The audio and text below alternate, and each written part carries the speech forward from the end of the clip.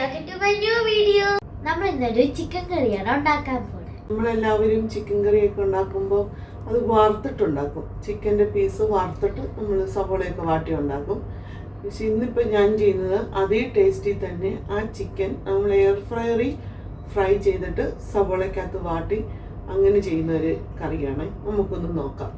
ഇത് 1 കിലോ ചിക്കനാണ്, കഴുകി കട്ട് ചെയ്ത് വൃത്തിയാക്കി വെച്ചിരിക്കുന്നതാണ്. അത് നമുക്ക് ഇട്ടിട്ട് കൊടുക്കും.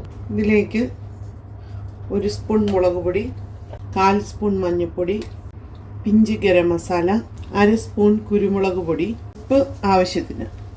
ഉപ്പും ചേർത്ത് നമുക്കിത് നന്നായിട്ട് മിക്സ് ചെയ്യാം. നമ്മൾ ചിക്കനൊക്കെ ക്ലീൻ ചെയ്യുമ്പം നമുക്ക് ചില ചിക്കനൊന്നും തൃപ്തി വരില്ല. അപ്പം അങ്ങനെയൊക്കെ ഉള്ളപ്പം നിങ്ങൾ ചിക്കൻ ക്ലീൻ ചെയ്യുന്നതിന് ഞാനിവിടെ ചെയ്യുന്നത്, നമ്മൾ ചിക്കനൊക്കെ കട്ട് ചെയ്ത് വെക്കുമ്പം അതിനകത്ത് 1 സ്പൂൺ ഗോതമ്പ് പൊടിയും ഉപ്പ് പൊടിയും കൂടെ ചേർത്ത് നന്നായിട്ട് പുരട്ടി വെക്കും. അല്ലെങ്കിൽ 1 സ്പൂൺ തൈരിൻ്റെ കൂടെ ഗോതമ്പ് പൊടിയും ഒരു കുഴപ്പമില്ല. ഇങ്ങനെ ചേർത്ത് വെക്കുവാണെങ്കിൽ നമ്മൾ ചിക്കൻ കഴുകുമ്പം ആ ചിക്കൻ്റെ ആ ഉളുമ്പും സ്മെല്ലും എല്ലാം മാറി നല്ല ഇതാകും. നിങ്ങളെല്ലാവരും അങ്ങനെ ഒന്ന് ട്രൈ ചെയ്ത് നോക്കണം.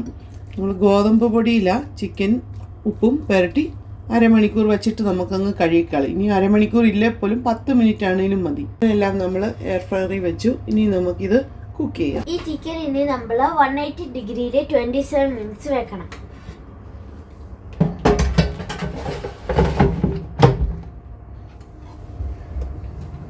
നമുക്കിനിയും ചിക്കൻ കറി വെക്കാം. പാൻ വെച്ച് ചൂടാകുമ്പോൾ നമുക്ക് ഒരു 3 സ്പൂൺ സൺഫ്ലവർ ഓയിൽ ഒഴിച്ചു. ഇതിലിപ്പോൾ ചൂടായിട്ടുണ്ട്. ഇത് 4 സവോളയാണ്, അത് കനം കുറച്ച് അരിഞ്ഞതാണ്. അത് നമുക്ക് എണ്ണയിലോട്ട് ഇട്ട് കൊടുക്കാം. നമ്മൾ ചിക്കനിൽ ഉപ്പിട്ടാണ് വെച്ചിരിക്കുന്നത്. ഇനി സവോളയ്ക്ക് ആവശ്യമായ ഉപ്പ്. ഇനി ഇതിലേക്ക് 1 കുടം വെളുത്തുള്ളി, ഒരു ചെറിയ കഷ്ണം ഇഞ്ചി, 3 പച്ചമുളക് ചതച്ചതാണ്, അതിട്ട് കൊടുക്കാം. 1 തണ്ട് കറിവേപ്പില. നമ്മുടെ സവോള ഇപ്പം വാടിയിട്ടുണ്ട്. നമ്മുടെ ഇത് പോരാ, നല്ല ഗോൾഡൻ ബ്രൗൺ ഏകദേശം ആകുന്നതോടും വരെ നമ്മളിത് വഴറ്റണേ. നമ്മുടെ സവോള ഇപ്പം വഴന്ന് വന്നിട്ടുണ്ട്. അതിലേക്ക് നമ്മൾ 1 സ്പൂൺ മുളക് പൊടി, കാശ്മീരി മുളക് പൊടിയാണ്, 1 സ്പൂൺ മല്ലിപ്പൊടി, 1/4 സ്പൂൺ മഞ്ഞൾപ്പൊടി, 1/4 സ്പൂൺ കുരുമുളക് പൊടി. ഇവിടെ മസാലയൊക്കെ ഇപ്പം നന്നായിട്ട് വഴന്ന് വന്നിട്ടുണ്ട്. മസാലയുടെ ആ കുത്തമണമൊക്കെ മാറിയിട്ടുണ്ട്. ഇനി അതിലേക്ക് നമ്മൾ 1 തക്കാളി മിക്സിയിൽ അരച്ചതാണ്, 1/2 ഗ്ലാസ് ചൂടുവെള്ളമാണ്, തിളച്ച വെള്ളം. നമ്മൾ ആ മിക്സിയുടെ ജാറൊന്ന് കഴുകി ഒഴിക്കാം. എരിവും പുളിയും എല്ലാം ബാലൻസ് ആകാൻ വേണ്ടി നമുക്ക് 1/2 സ്പൂൺ പഞ്ചസാര ഇട്ട് കൊടുക്കാം. നമ്മുടെ സവോളയൊക്കെ മസാലയൊക്കെ ആയിട്ട് നന്നായിട്ട് വഴന്നു വന്നിട്ടുണ്ട്. ഇനി ഇതിലേക്ക് നമുക്ക് വറുത്ത് വെച്ച് ചിക്കൻ ഇട്ട് കൊടുക്കാം.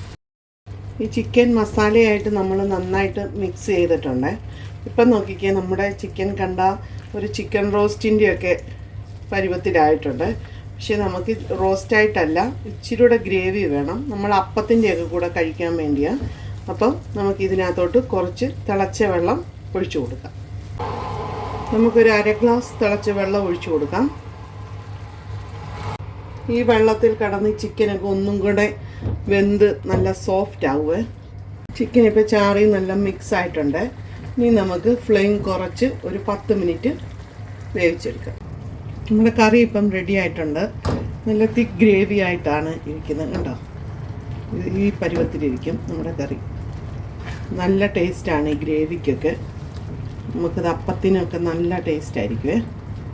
പിന്നെ ഈ കറിയൊക്കെ നമ്മൾ എപ്പോഴും സെർവ് ചെയ്യുന്നതിന് ഒരു അറ്റ്ലീസ്റ്റ് ഒരു 2 മണിക്കൂർ മുമ്പെങ്കിലും നമ്മളിത് ഉണ്ടാക്കി വെക്കണം. എന്നാലേ നമുക്ക് അതിൻ്റെ ശരിക്കുള്ള ടേസ്റ്റൊക്കെ അറിയാൻ പറ്റത്തുള്ളൂ. നമ്മുടെ കറി ഇപ്പം റെഡി ആയിട്ടുണ്ട്. നമുക്ക് സ്റ്റൗ ഓഫ് ചെയ്യാം. നമ്മുടെ ചിക്കൻ കറി ഇപ്പം റെഡി ആയിട്ടുണ്ട്. ഞാൻ അപ്പത്തിൻ്റെ കൂടെയാണ് കഴിക്കാൻ പോണേ. നിങ്ങൾ എല്ലാവരും ഈ റെസിപ്പി ട്രൈ ചെയ്യണം. Hope you like this video. Thank you. Bye bye. See you on the next video.